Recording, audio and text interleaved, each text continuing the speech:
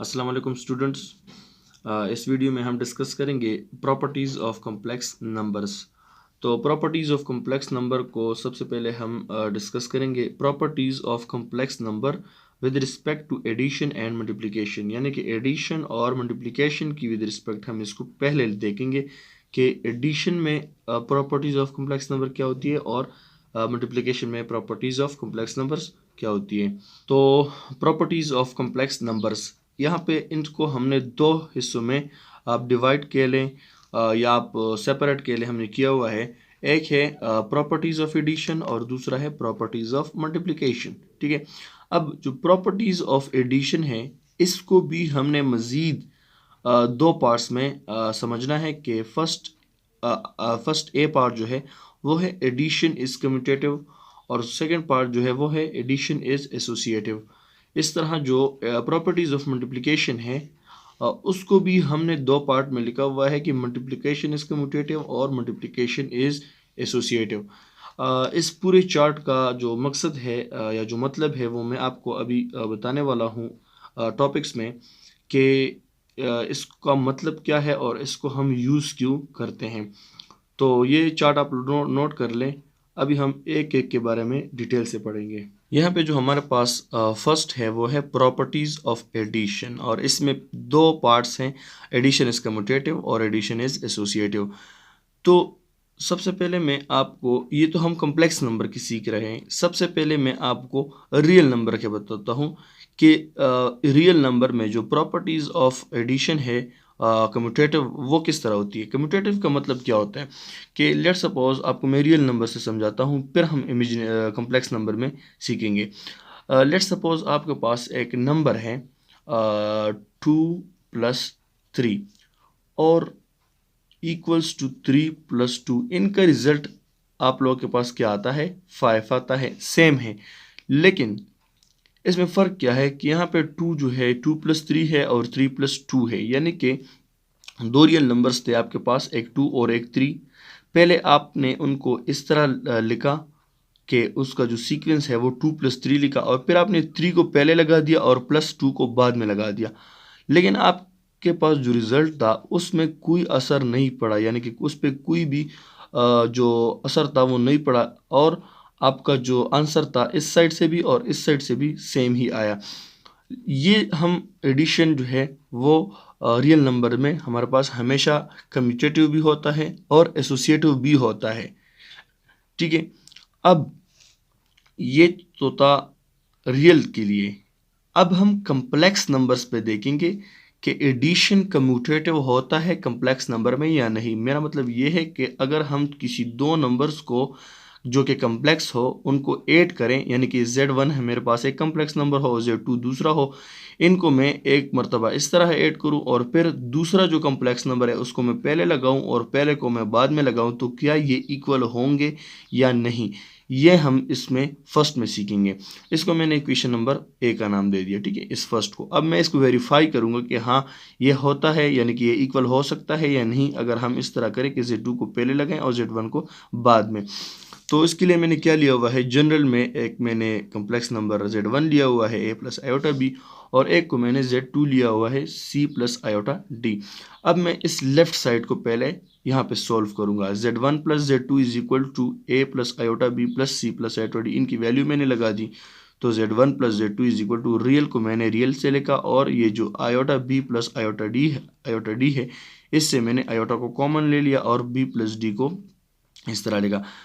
अब मैंने क्या किया, मैंने दो कॉम्प्लेक्स नंबर को आपस में ऐड कर दिया और जो रिजल्ट मेरे पास आया वो भी एक कॉम्प्लेक्स नंबर आया। कैसे, आप देख सकते हैं इसका एक जो पार्ट है वो रियल है और इसका जो दूसरा पार्ट है जिसके साथ आयोटा है ये इमेजिनरी पार्ट है और ये एज अ होल क्या है, एक कॉम्प्लेक्स नंबर है।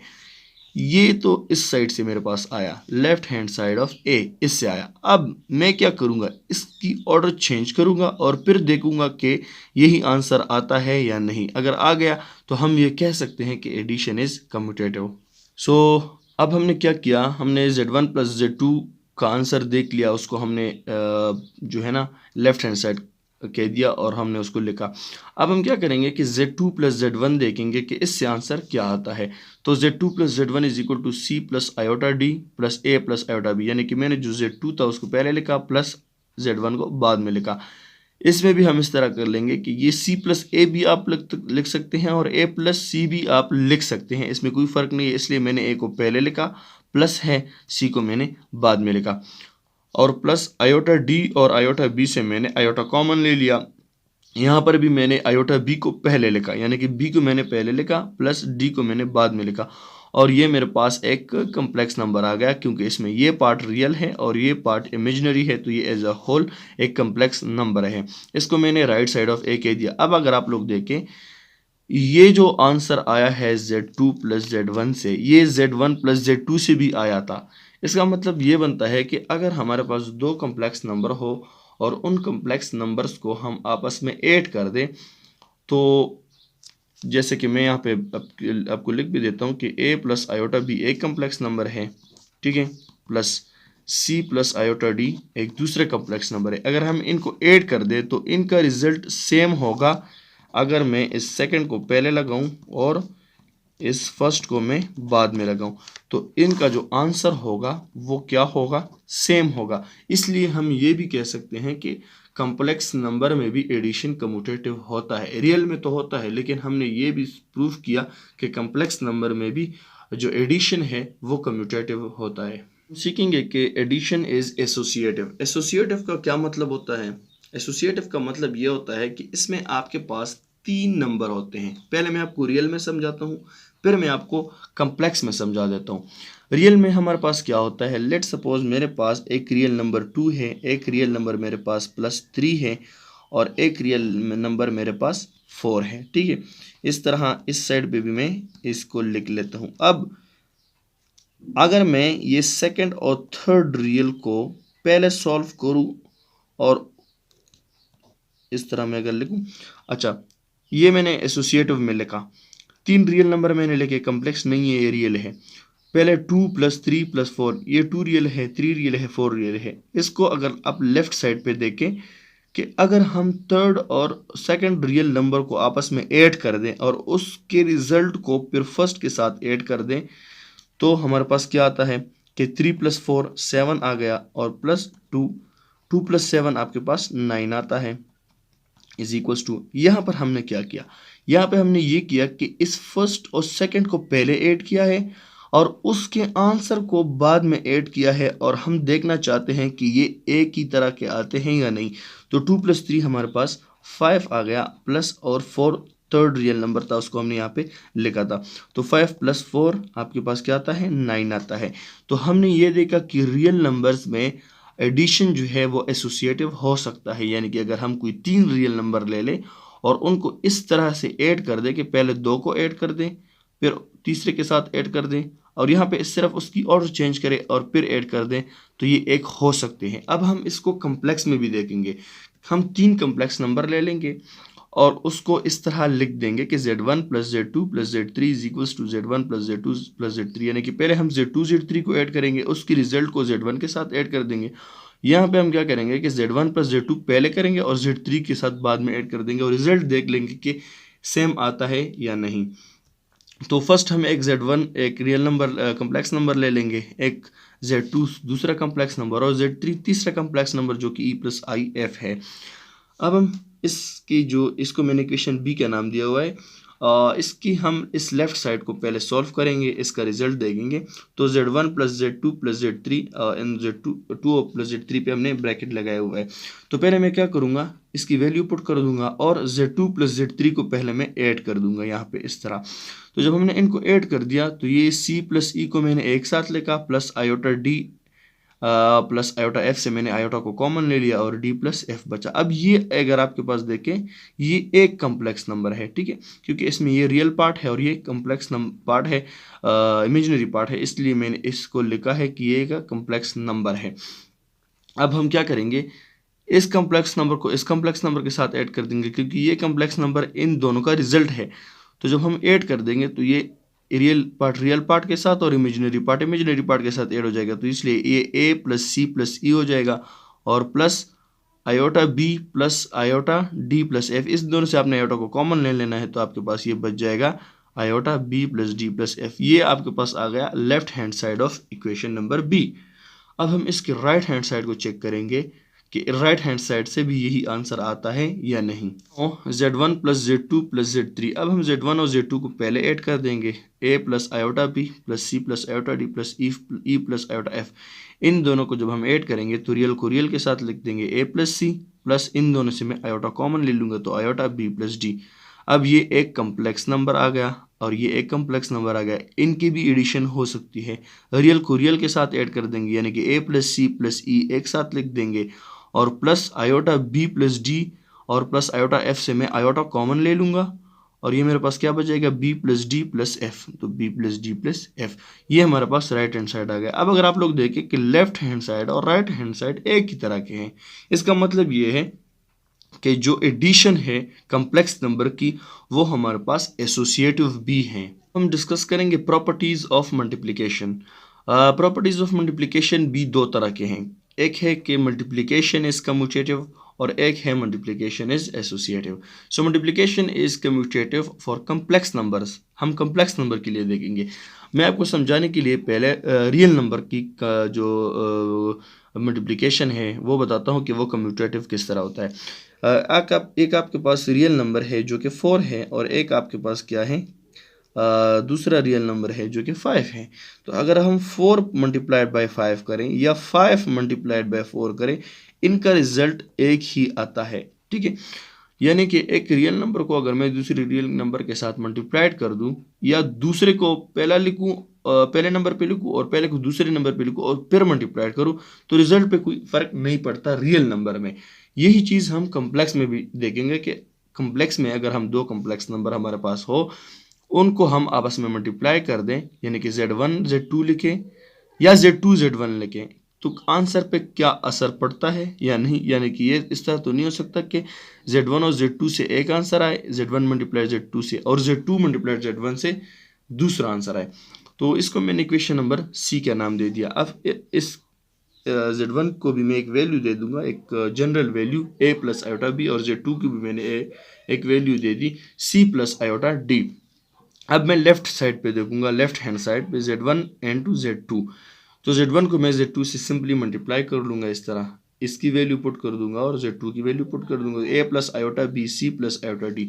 सो पहले a को मैं इस पूरे ब्रैकेट के साथ मल्टीप्लाई कर लूँगा तो ये हो जाएगा ac, यानी कि अगर आपके पास देखें ये ac और plus a iota d, a iota d iota a d एक ही बात है, plus iota B C plus plus plus iota square और बी डी। इसको हमने लिखा आयोटा स्क्वायर की वैल्यू आपके पास -1 है तो जब आप पुट कर देंगे तो ये एक रियल पार्ट बन जाएगा।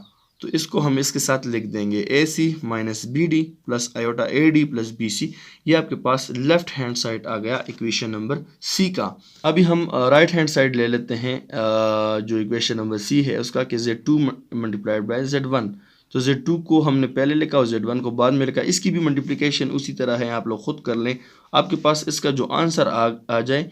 ये अगर आप लोग देखें ये भी उसी तरह का है जिस तरह का लेफ्ट हैंड साइड है, लेफ्ट हैंड साइड भी हमारे पास ये है। तो हमने देखा कि अगर हम दो कम्प्लेक्स नंबर को मल्टीप्लाइड कर दें यानी कि एक कम्प्लेक्स नंबर हम दूसरे के साथ डायरेक्टली मल्टीप्लाई करें जिस तरह हमने z1 और z2 को मल्टीप्लाई किया है, तो अगर z2 और z1 को करें तो इससे आंसर जो है उस पर कोई असर नहीं पड़ता। अब हम डिस्कस करेंगे कि जो मल्टीप्लिकेशन है वो एसोसिएटिव हो सकता है या नहीं। इसमें भी 3 कम्प्लेक्स नंबर होंगे, यानी कि अगर रियल में अगर मैं आपको समझाऊं तो मेरे पास एक रियल नंबर 2 हो और एक रियल नंबर मेरे पास 3 हो और एक रियल नंबर मेरे पास जो है वो 4 हो इस तरह, और इनके दरमियान मल्टीप्लिकेशन हो, तो क्या ये बराबर होंगे 2 मल्टीप्लाइड 3 मल्टीप्लाइड 4। यानी कि इस साइड को पहले आप लोग देखें 2 मल्टीप्लाइड 3 मल्टीप्लाइड 4, ठीक है। यानी कि एक रियल नंबर ये है, एक रियल नंबर ये है और एक रियल नंबर ये है। पहले मैं 2 और थर्ड जो रियल नंबर है इनको मल्टीप्लाई करता हूँ, फिर उसको फर्स्ट रियल के साथ मल्टीप्लाई करता हूँ, तो क्या ये इस साइड के बराबर हो गया या नहीं। तो उसको हम देखते हैं 3 4 12 और 2, तो 12 2 24, इस साइड से 24 आ गया। अब हम क्या करते हैं, यहाँ पे हमने सेकंड और थर्ड को किया, पहले हम फर्स्ट और सेकंड को कर लेते हैं। 2 3 जार 6 और 4, तो 6 मल्टीप्लाइड बाई 4 24। तो रियल की जो मल्टीप्लिकेशन है वो एसोसिएटिव हो सकती है। अब हम कम्प्लेक्स की जो मल्टीप्लिकेशन है वो देखेंगे कि वो एसोसिएटिव हो सकती है या नहीं। ये थोड़ा सा लेंथी है, इसलिए मैंने इसका जो पहला पार्ट है लेफ्ट साइड है वो यहाँ पे किया है, जो राइट साइड है वो मैं आपको बुक में कराऊंगा। तो लेफ्ट हैंड साइड पे हम इस तरह ले लेंगे कि Z1 multiplied Z2 multiplied Z3 is equals to Z1 multiplied Z2 multiplied Z3, यानी कि पहले एक 3 कम्प्लेक्स नंबर है, पहले मैं सेकंड और थर्ड कम्प्लेक्स नंबर को आपस में मल्टीप्लाइड कर लूँगा, फिर इसको मैं फर्स्ट के साथ मल्टीप्लाइड कर लूँगा। तो इनका रिजल्ट जो है वो सेम होगा कि अगर मैं पहले 2 कम्प्लेक्स को मल्टीप्लाई कर लूँ फिर उनका रिजल्ट तीसरे के साथ मल्टीप्लाई कर लूँ। तो इसको हम देखते हैं। पहले मैं इनको वैल्यू दे दूंगा कि एक कम्प्लेक्स नंबर मेरे पास ये है और एक कम्प्लेक्स नंबर मेरे पास ये है और एक कम्प्लेक्स नंबर मेरे पास ये है। ये मैंने जनरली इनको वैल्यूज़ दी हुई हैं। तो फर्स्ट ऑफ ऑल मैं लेफ्ट साइड को ले लेता हूँ जो कि है Z1 multiplied Z2 multiplied Z3। तो वैल्यू हम पुट कर देंगे सिंपली, हमने अभी कुछ भी नहीं किया है। अब ये Z1 को मैं रहने दूंगा और Z2 मल्टीप्लाइड Z3 कर लूँगा यहाँ पे। जब आप Z2 को Z3 के साथ मल्टीप्लाइड कर लेंगे तो रिजल्ट आपके पास ये आ जाएगा। इसमें आयोटा स्क्वायर है, वैल्यू हमने लगा दी -1, तो ये हमारे पास CE minus DF plus iota CF plus DE, ये आपके पास एक कम्प्लेक्स नंबर बन गया, क्योंकि ये इसमें रियल पार्ट आ गया और एक इसमें इमेजिनरी पार्ट आ गया, तो एज अ होल ये कम्प्लेक्स नंबर बन गया। ये भी एक कम्प्लेक्स नंबर है और ये भी एक कम्प्लेक्स नंबर है। इनके दरमियान अब हम मल्टीप्लिकेशन करेंगे, यानी कि जो Z2 Z3 का रिजल्ट था वो हमारे पास एक कम्प्लेक्स नंबर की सूरत में आ गया। अब हम उसको Z1 के साथ कर सकते हैं। तो इसके जो मल्टीप्लिकेशन है वो थोड़ा सा लेंथी है, आपने वैल्यूज़ का ख्याल रखना है, आपने इसमें गलत नहीं होना। तो पहले ए को हम क्या कर लेते हैं, इस पूरे ब्रैकेट के साथ मल्टीप्लाई कर लेते हैं। तो ए को हम CE माइनस DF का जो ब्रैकेट है इसके साथ लिख लेंगे इस तरह मल्टीप्लाई, और फिर प्लस ए को हम क्या कर लेंगे, इसके साथ पूरे ब्रैकेट के साथ आयोटा CF प्लस DE के साथ भी लिख देंगे। अब प्लस आयोटा B को हम पहले इसके साथ लिखेंगे, प्लस आयोटा B को हम इस सेकंड के साथ भी लिख देंगे। इस तरह मैंने यहाँ पे लिखा हुआ है, ठीक है। अब ACE माइनस ADF, ए को मैंने इस ब्रैकेट में मल्टीप्लाई किया तो मेरे पास रिजल्ट ये आ गया। ए को मैं जब आयोटा CF प्लस DE के साथ लिखूंगा, तो इसको मैंने आयोटा बाहर क्यों लिखा, क्योंकि आयोटा अगर मैं ए आयोटा को मल्टीप्लाई कर लूँ तो फिर मैं दोबारा आयोटा को कॉमन लूँगा, इसलिए मैंने आयोटा को मल्टीप्लाई नहीं किया। आयोटा को मैंने इसलिए मल्टीप्लाई नहीं किया हुआ है क्योंकि आयोटा फिर मैं कॉमन लूँगा, इसलिए मैंने ए को डायरेक्टली CF और DE के साथ मल्टीप्लाई किया तो मेरा रिजल्ट ये आ गया। इस तरह आप सबको मल्टीप्लाई कर लें और रिजल्ट को जब आप देखेंगे तो आपके पास एक ये पूरा रिजल्ट आ गया। इसमें आप लोग देखें कि ये जो यहाँ से लेके, यानी कि यहाँ से लेके यहाँ तक जो है आपके पास एक रियल पार्ट आ गया और इसके साथ आयोटा है और ये क्या है, एक इमेजिनरी पार्ट है, इसलिए एज अ होल जो है ये एक कम्प्लेक्स नंबर है। तो अब हम ये हमारे पास कहाँ से आ गया, left hand side of D, यानी हमने जो D का लेफ्ट हैंड साइड लिखा है यहाँ पे Z1 Z2 मल्टीप्लाइड Z3, तो उसका जो रिजल्ट था वो हमारे पास ये आ गया। अब हम क्या करेंगे, हम Z1 Z2 को पहले मल्टीप्लाई करेंगे और फिर Z3 के साथ मल्टीप्लाई करेंगे और देखेंगे कि इनका जो रिजल्ट है वो ये आता है या नहीं। अगर आ गया तो हमारा जो मल्टीप्लिकेशन है वो एसोसिएटिव होगा। मल्टीप्लिकेशन इज एसोसिएटिव का जो लेफ्ट साइड था वो मैंने आपको पेज पे सॉल्व करके दिया, जिसका आंसर हमारे पास ये आया। अब हम क्या करेंगे कि इसका जो राइट साइड है, यानी कि Z1 multiplied Z2 and multiplied Z3, ये जो हम करेंगे वो हम बुक में ही करेंगे। तो ये जो यहाँ पे लिखा हुआ है इसका रिजल्ट भी आप लोग देख सकते हैं कि A प्लस B आयोटा और C प्लस D आयोटा, इसको पहले इन्होंने मल्टीप्लाई किया हुआ है और देन उन्होंने E प्लस F आयोटा के साथ इसको लिखा हुआ है मल्टीप्लाई करके। तो पहले हम इन दोनों को मल्टीप्लाई कर लेते हैं। इन दोनों को हम किस तरह मल्टीप्लाई करेंगे कि AC प्लस BD, ये इन्होंने डायरेक्ट लिखा हुआ है, क्यों, क्योंकि AC प्लस AD आयोटा हो जाएगा, प्लस B आयोटा को जब हम C के साथ मल्टीप्लाई कर लेंगे तो BC आयोटा हो जाएगा, और प्लस B आयोटा को हम जब D आयोटा के साथ मल्टीप्लाई कर लेंगे तो ये BD आयोटा स्क्वायर हो जाएगा, ठीक है। Iota B D iota square जो है उसकी आयोटा स्क्वायर की अगर हम वैल्यू लेके -1 तो उस ये माइनस बी डी हो जाएगा और उसको हम ए सी के साथ लिख देंगे यहाँ पे, plus A D plus B C iota अपनी जगह पे और ई प्लस एफ आयोटा।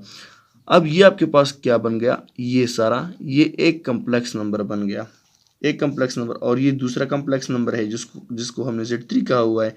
अब हम इन दोनों को मल्टीप्लाई कर लेंगे और उनका मल्टीप्लिकेशन भी उसी तरह है जिस तरह हमने जो पेज पे सॉल्व किया हुआ है लेफ्ट साइड।